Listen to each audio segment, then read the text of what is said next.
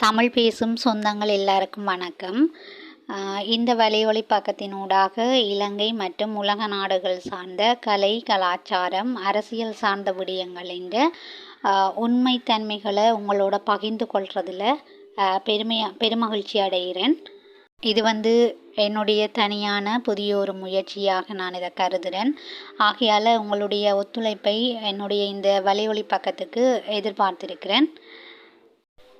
அந்த வகையில் இந்த காணொளியினூடாக யாழ்ப்பாண போதனா வைத்தியசாலை சார்ந்த ஒரு விடயம் பற்றியும் வடக்கு மாகாணத்தினுடைய கல்வி திணைக்களம் சார்ந்த இன்னொரு விடயம் சம்பந்தமாகவும் கருத்துக்களை முன்வைக்கலாம் என்று நினைக்கிறேன். இதில் முதல்ல வடக்கு மாகாண கல்வி திணைக்களம் சார்ந்த விடயத்தை பார்ப்போம்.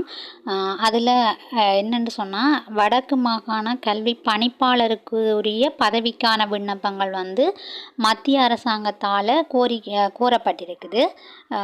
இது இந்த மாதம் 15ஆம் தேதி இதற்கான விண்ணப்ப திகதி ஆரம்பமாகி இருக்குது. முடிவு திகதி மார்ச் மாதம் 3ஆம் தேதி.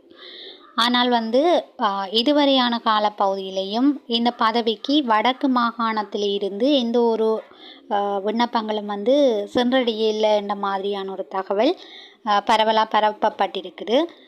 இது என்னத்தை சொல்ல வருகுது அப்படின்னு சொன்னால்,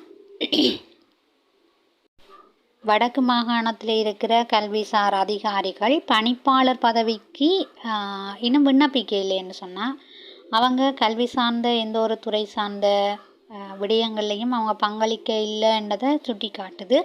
இது ஏனைய மாவட்டங்களோட ஒப்படைக்கல வடமாகாணத்தை பின்னுக்கு தள்ளுமா அப்படின்னு சொல்லி யோசிக்க வைக்குது. ஏனெண்டா வடமாகாணத்தில் ஏராளமான கல்விசார் அதிகாரிகள் இருக்கிறாங்க. கல்விக்கு யாழ்ப்பாணம் ஃபேமஸான இடம். இதில் யாழ்ப்பாணத்தை மட்டும் சொல்லாமல் வவுனியா, முல்லைத்தீவு, கிளிநொச்சி, மன்னார் ஆகிய மாவட்டங்கள்லேருந்தும் இதற்குரிய விண்ணப்பங்கள் செய்யலாம். இந்த தகவலை நான் உங்களுக்கு ஏன் இந்த காணொலியூடாக பகிர்றேன் என்று சொன்னால், இதுவரையும் இது சார்ந்த தகவல்கள் கிடைக்க இல்லை, தெரியாமல் இருக்கும் சில பேருக்கு.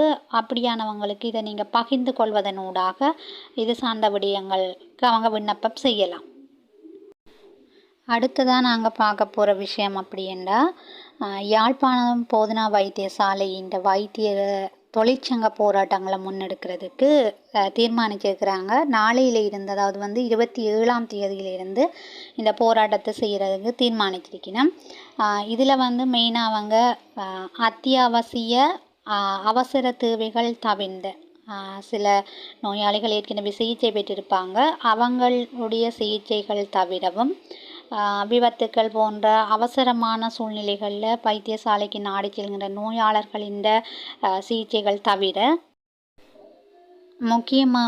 முக்கியமாக ஆளணி சார்ந்த பிரச்சனைகள் இருக்குது. அவசர சிகிச்சை பிரிவில் ஆளணி பற்றாக்குறையும் சாதாரணமாக ஆளணி பற்றாக்குறை கூடவும் என்று சொல்லியும், மற்றது அவசர சிகிச்சை பிரிவில் வைத்தியர்களுக்கான பொறுப்பதிகாரியை இடம் மாற்றினது சம்பந்தமான ஒரு பிரச்சனை காணப்படுது. அதே மாதிரி சில ஊழியர்களின் பொறுப்பற்ற தன்மை சம்பந்தமாக பணிப்பாளருக்கு அறிவிச்சும் அவங்க சரியான ஆக்ஷன் எடுக்க இல்லைன்ற மாதிரியான தகவலும், தகவல் அறியும் உரிமை சட்டத்தின் கீழே தகவல்கள் கோரப்படுகின்ற நேரங்களில் தகவல்களை தாமதமாக வழங்குதல், அதே நேரத்தில் தவறான தகவல்களை வழங்குதல் போன்ற குற்றச்சாட்டுகளை முன்வச்சிருக்கணும். மற்றது மருத்துவமனையில் ஆபத்தான நிலையில் உள்ள அனைத்து நோயாளிகளின் பாதுகாப்பை உறுதி செய்கிற வரையில் தொழிற்சங்க நடவடிக்கையை தாங்க முன்னெடுக்க போகிறதா அறிவிச்சிருக்கிறாங்க. இது நோயாளிகள் இந்த நலன் கருதித்தான் இந்த செயற்பாடுகள் தொழிற்சங்க போராட்டங்கள் முன்னெடுக்கப்பட போகுதுன்ற விடயமும் தெரிவிக்கப்பட்டிருக்குது. இந்த தகவலை பகிர்வதனூடாக தொழிற்சங்க போராட்டம் நடக்கிற நேரங்களில் சாதாரணமாக சிகிச்சைகளுக்காக வைத்தியசாலைக்கு செல்பவர்கள் தங்களுடைய அலைச்சல்களை குறைச்சி கொள்ளலாம் என்ற விடயத்தை இந்த காணொலியினூடாக உங்களுக்கு தெரியப்படுத்தி கொள்கிறேன். இந்த காணொலி உங்களுக்கு பயனுள்ளதாக அமைஞ்சிருந்தால் லைக் பண்ணுங்கள், ஷேர் பண்ணுங்கள், கமெண்ட் பண்ணுங்கள். மறக்காமல் சப்ஸ்கிரைப் பண்ணி எனக்கு உங்களுடைய சப்போர்ட்டை தந்துதவுங்க. நன்றி, வணக்கம்.